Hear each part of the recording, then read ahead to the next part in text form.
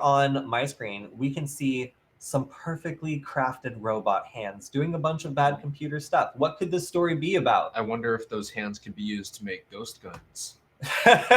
That's a very good guess. Well, I love just looking at the stock footage that's used for the article. No, this is the destruction of Israeli society from scraping bots. Rather scalping bots. So what this is doing is using a tool that was released initially to help people be able to book appointments, to actually book all of the appointments completely solid, and then turn around and sell them to people who cannot get an appointment. So these are free appointments, like things to get your passport renewed, where there's literally a layer of scammers who have inserted themselves between the government and the people, and using the tools provided by the government have taken up every available appointment for getting like all these essential services. This is the Ministry of the Interior, Ministry of Transport, National Insurance, Israeli Post, and then the electric company. So it's essentially doing what like these scammer bots are doing, but for people, if that's correct. It's like using automation to get them slots. Yeah. Okay. So this is the scheme. So like I'm a scammer. I use a government tool which was supposed to make it easy for people to find the nearest available appointment. So basically the bot, like it's for a consumer, you put in your information, you tell it which agency you want to schedule with, and boom, it goes and schedules it for you.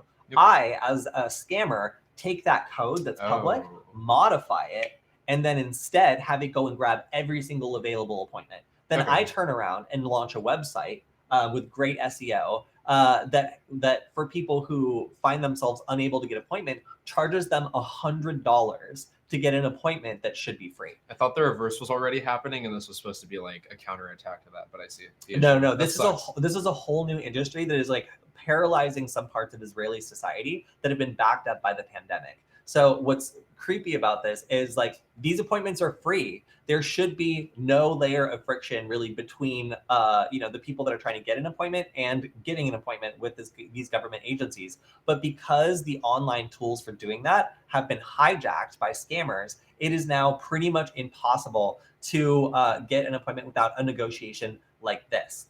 So like you have to hit them up. They tell you how many hundreds of whatever it's going to be. And then, it ends up being like quite a lot of money. You can also see this seems to be the original like government services thing. There's lots of emojis.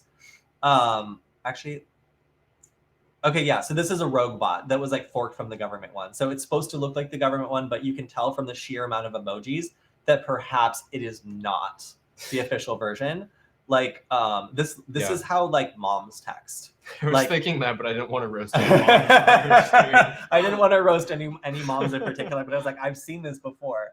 So there's just like a bunch of like wild emojis, and the problem here is also like if you wanted to stop this, you would have to cancel like literally like hundreds or thousands of legitimate appointments, because it's really difficult to know like who's a real person and who is a scammer or an impersonator who is just scalping tickets. So what's wild about this is the bots are evolving. By the way, I like to pick a confusing chart of the week or a confusing visualization of the week, because security companies are famous for creating confusing visuals, which like don't make a lot of sense scientifically, and they mimic like a scientific graph, but when you try to analyze them scientifically, like it all falls apart. So let's look at this week's confusing graph. Alex, what is going on here? Can you key in? It's an exponential graph that I know, but I don't understand what's growing or over what axis it's supposed to be on, because like what's growing vertically. And also like there's these like data points here where it's like they're labeled, but then they're also labeled like horizontally. It seems almost like it's over time, but like that doesn't make sense either, because why would time be exponential like that? But then there's also two bounding boxes. Is there a distinction?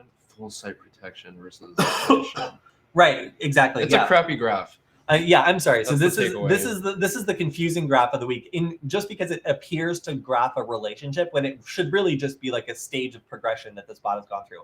But let's talk about it. So the people that have been making these scalping apps have gone from single IP addresses to multiple IP addresses. I'm trying to go low and slow with low request rates, randomizing their user agents, doing browser impersonation, doing session replay. So they'll get like a successful session and then just replay that over and over and over. Once they find something that passes, whatever the current security state is, full cookie support, JavaScript support, browser fingerprint spoofing, interesting. So like finding like little characteristics and spoofing them. And then we break out of the box of whatever this is. And then we have recorded human behavior, where basically they take people interacting with this, and then they start like literally recording people using a browser. So it's incredibly hard to be able to detect when someone is, automating this sort of thing, because they're literally using human behavior to hide bot behavior. Really, really smart. So it seems like there's some sort of solution being sold here, and good luck to anybody who is doing that. I guess this company here. Yeah, so this is a problem that is become a societal problem as the government is trying to clear this backlog created by the pandemic, and now has this mess of scalpers and people with legitimate tickets who are all trying to get in line to see these government agencies. So if you are willing to help support the situation and basically make a place in society for these scammers, then you can pay to get an appointment, but these are supposed to be free. So I'm not sure exactly what solution is going to happen here, but it is an example of how maybe having a super educated society that's really good at automation and creating business models might come back to bite you sometimes when your government is releasing tools to automate things like booking appointments that are supposed to be free.